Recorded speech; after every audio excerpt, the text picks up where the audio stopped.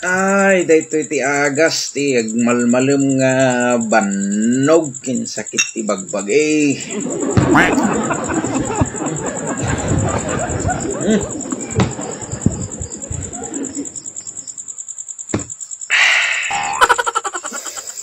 Ngala ti aramidak ti biyag ko no awang ka. Nagang nga dayto iti the best nga liw-liwa nga kunada. Ay, atula ka. Ay.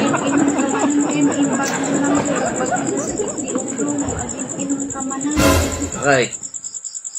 Relax, bakay. Ayan po. Di naman kita nagsakit lagarot ti ulo ko. Kinti bagbagik na banog at nga naglablaba, nagmalmalam. Di na lagarot ang tinulungan. At apay inom-inom ti ubram.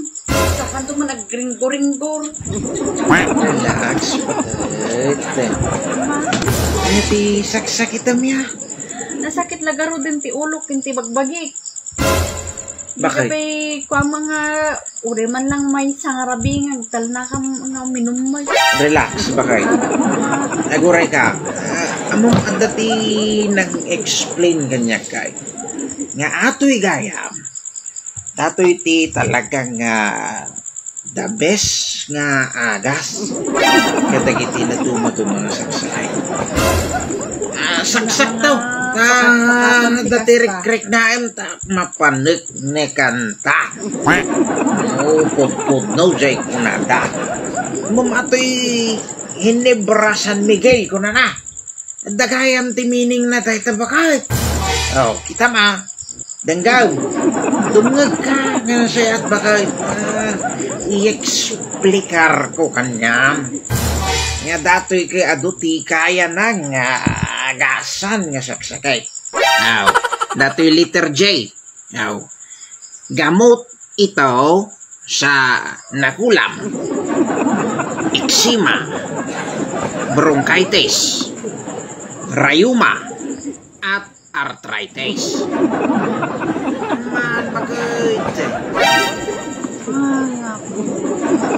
Ako ka naman, pati pa daw at mga asawa. Dato yung S. Gamot din ito sa sakit sa ulaw,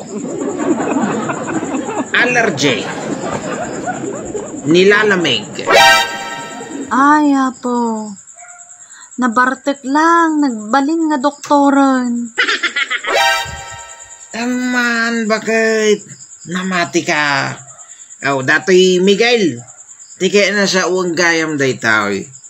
Gamot din ito sa manas, inuubo, goiter, ulcer, epilepsy, at nilalagnat. Makita mo ba kayo? Talagang ti kaya ng agasan. Dahito'y nga paborita. Talagang ti kaya ng agasan. Tataw. Naging doktor ka.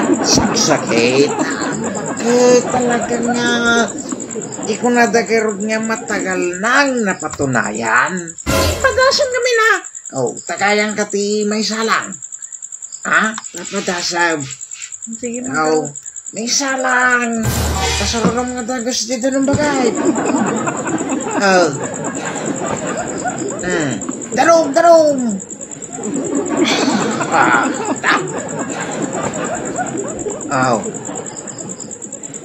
Kita na. Nya bakay. Mariknam tibisa na. Nagtubag kanya mga epektiv daytaw. Siya ma. Tagayin na mata. Tagayin na mata. Si kamot Ni. Bakay. Disinti lang mata. Ti panaginaw. Nayak gam si ka. Maya, dahil nikat di sakit. Bagay pa, paray. A few moments later.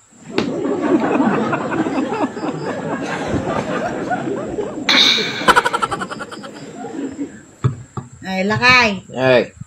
Huwag kang samatay. Anim sa kayan. Anim sa kayan. Tan. Nagawitan. Tan. Sa nagarod lang kayo gawin. Tan. Tan. Tumakdan ka natin sa nagawitan. 2,000 years later.